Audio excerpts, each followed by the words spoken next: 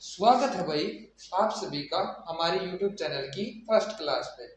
तो आज हम फर्स्ट क्लास के अंदर भाई इंट्रोडक्शन पढ़ेंगे चैप्टर नंबर फर्स्ट का। हम सबसे पहले इंट्रोडक्शन के अंदर देखते हैं कि भाई सबसे पहले चैप्टर का नाम क्या है। चैप्टर का नाम है रियल नंबर्स। रियल नंबर्स तो देखो एक बार रियल नंबर्स होते क्या हैं और इनकी कॉमन सी डेफिनेशंस जो पार्ट्स की है जो इस चैप्टर में यूज होने वाली है। तो एक बार देखना। सबसे पहले भाई ओड नंबर्स। ओड नंबर्स क्या होते हैं? Those numbers which can not divide into two equal parts. उनको हम ओड नंबर्स कहते हैं। जो दो पार्ट्स में डिवाइड नहीं हो सकते उनको हम ओड नंबर्स कहते हैं। जैसे एग्जांपल के तौर पे 1, 3, 5, 7, 9, 11, 13 और so on up to infinity तक उनको हम ओड नंबर्स कहते हैं। इवन नंबर्स क्या होते हैं? इवन नंबर्स दो numbers which are divided into two equal parts. जो इक्वल पार्ट्स में टू पार्ट्स में वो डिवाइड हो जाए उसको हम इवन नंबर्स कहते हैं। एग्जाम्पल पे देखो, एग्जाम्पल पे है 2, 4, 6, 8, 10, 12, 14, 16 सोन अप टू ये भी इंफिनिटी। तो इनको कहते हैं हम इवन नंबर्स। और अब चलते हैं नेक्स्ट डेफिनेशन पर। अब आती है भाई होल नंबर्स। होल नंबर्स क्या होते हैं? Those numbers which is started from zero. जो जीरो से स्टार्ट होते हैं और पॉजिटिव चलते हैं सोन अप टू इंफिनिटी तक उसे भी हम क्या कहते हैं? Whole numbers. जो जीरो से स्टार्ट होकर इंफिनिटी तक जाते हैं उन्हें हम होल नंबर्स कहते हैं। फिर बाद में चलते हैं भाई प्राइम नंबर्स। और those numbers prime numbers are those numbers which have not factors by one and itself. जिनके भाई वन और इटसेल्फ के यानी खुद के अलावा कोई फैक्टर ना बने उनको हम प्राइम नंबर्स कहते हैं। जैसे 1, 3, 5, 7, 11, 13 सोन अप टू इंफिनिटी तक। ठीक है। अब चलते हैं भाई composite numbers. Composite numbers those numbers which have more factors other than one and itself. Composite numbers वो होते हैं जो जिनके फैक्टर्स भाई वन और इटसेल्फ यानी खुद के अलावा और भी होते हैं। जैसे 4, 8, 12, 16, 18 so on up to infinity. Composite number prime number का बिल्कुल अपोजिट होता है। प्राइम नंबर्स में क्या होता है? जिसके फैक्टर्स वन और इटसेल्फ यानी खुद के अलावा नहीं होते। कंपोजिट नंबर में खुद के अलावा और वन के अलावा होते हैं। तो अब चलते हैं नेक्स्ट डेफिनेशन पे। रेशनल नंबर क्या होते हैं?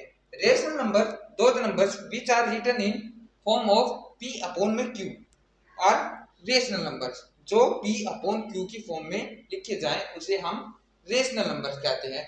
तो रेशनल नंबर के एग्जांपल देख लेते हैं। जैसे एग्जांपल के तौर पे है भाई 1, 3 अपॉन में 1, 4 अपॉन में 2 ये कट के आ जाएगा 2 2 जा 4, 2 अपॉन में 1 वही बात आ गई।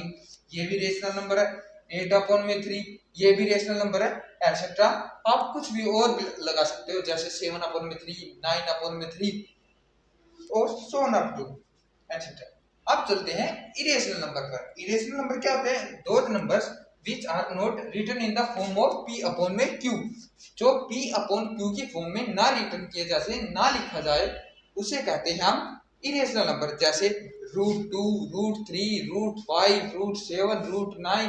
सो नहीं √9 नहीं होगा, √9 होगा रेशनल नंबर क्योंकि √9 के फैक्टर्स करें तो 3 इंटू में 3 होता है और ये स्क्वायर बन गया रूट का कट गया ये आ गया 3 जिसका कोई नहीं होता उसका भगवान होता है 3 अपॉन में 1 ये इसलिए रेशनल हो गया।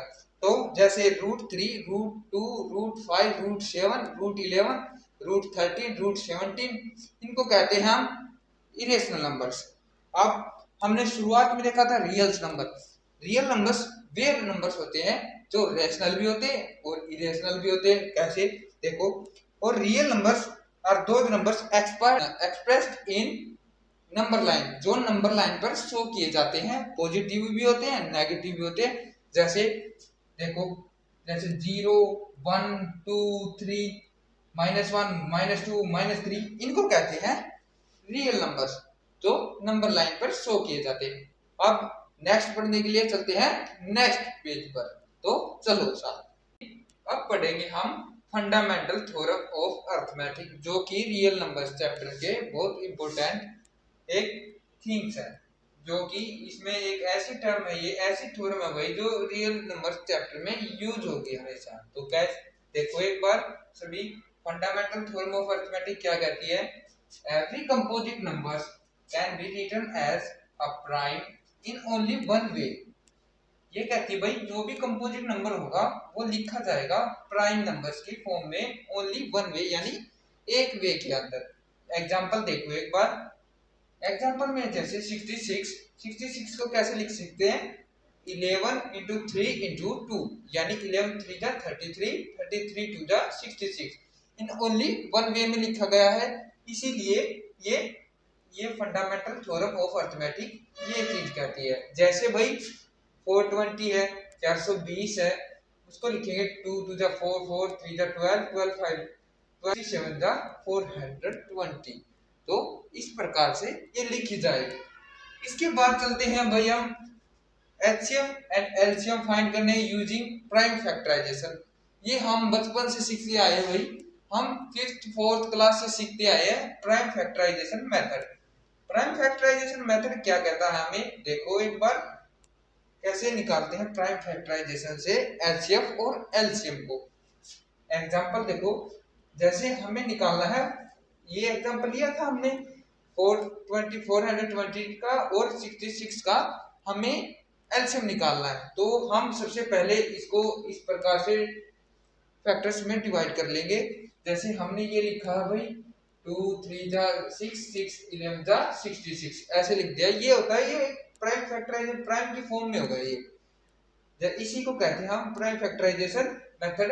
और अब ये लिख लिया 420 के बाई फैक्टर कर लिए 2 टू द पावर 4 3 जा 12, 12 5 जा 67 जा 420। तो हमने इसके फैक्टर कर लिए। फैक्टर्स करके बड़ी जो भी इसमें कॉमन है, जैसे इसमें ये 2 है और फिर और कोई कॉमन नहीं दिख रहा, नो दिख रहा है भाई, ये देखो 3 भी कॉमन है। जो कॉमन है उसको सिर्फ एक बार उतारेंगे और जो कॉमन नहीं है उसको बारी बारी से उतारते जाएंगे। जैसे 2 कॉमन है दोनों में तो एक बार उतार लिया, फिर ये 2 ले लिया, फिर 3 कॉमन है तो 3 ले लिया एक बार, फिर 5, फिर 7, फिर 11। तो फिर इनका एलसीएम आ गया मल्टीप्लाई करने के बाद में 4620, यानी 4620 एलसीएम आ गया। अब इसका निकालेंगे भाई एचसीएफ। एचसीएफ कैसे निकालते हैं? 66 का और 420 का, जो भी इसके अंदर दोनों के अंदर जो भी कॉमन है, सिंपल सी बात है, जो भी कॉमन है वो इसका एचसीएफ होगा। कैसे एक बार देखो, 66 के हमने फैक्टर्स किए 2 इंटू 3 इंटू 11 और 420 के फैक्टर किए 2 इंटू 2 इंटू 3 इंटू 5 इंटू 7। इनमें दोनों में कॉमन है, एक 2 कॉमन है और एक 3 कॉमन है। तो 2 और 3 ये दोनों कॉमन है, ये हमने उतार लिए, इनकी मल्टीप्लाई करते हैं 2 3 जा 6, तो को कहते हैं एचसीएफ। एचसीएफ क्या है हमारा 6। तो ये देखो, आई होप सभी को अच्छी तरह से समझ में आ रहा होगा। तो भाई बहुत अच्छा है भाई, सभी भाई कामयाब हो और आगे बढ़ो, फ्यूचर को अपने को सुधारो, ब्राइट बनाओ। तो देखो इसके बाद में देखेंगे भाई relation between HCF and LCM. ये सबसे आसान तरीका है, जैसे कि हम कोई भी एक नंबर दे देंगे या उसका फिर एचसीएफ बता देंगे, एलसीएम बता देंगे और हम कहेंगे कि उसका सेकंड नंबर निकालो। तो उस तरह है ये क्वेश्चन।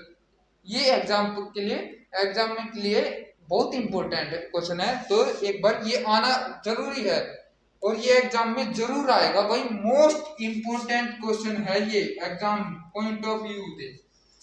जैसे हमें कोई भी फर्स्ट नंबर दे दिया भाई 2, हमें कह दिया भाई सेकंड नंबर निकालना है, फाइंड करना है, तो सेकंड नंबर हम एज इट इज इस प्रकार से लिख लेंगे।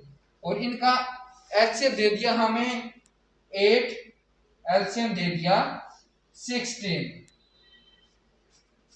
तो देखो सेकंड नंबर जो हमें फाइंड आउट करना है उसको एज इट इज इस प्रकार से उधर ही रख लेंगे और जो इसके साथ मल्टीप्लाई में यानी फर्स्ट नंबर वो उस साइड जाके डिवाइड हो जाएगा। तो देखो 8 इंटू में 16 अपॉन में 2, 2 से 16 कैंसिल, 2 8 जा 16, 8 8 जा 64। तो हमारा सेकंड नंबर क्या होगा 64।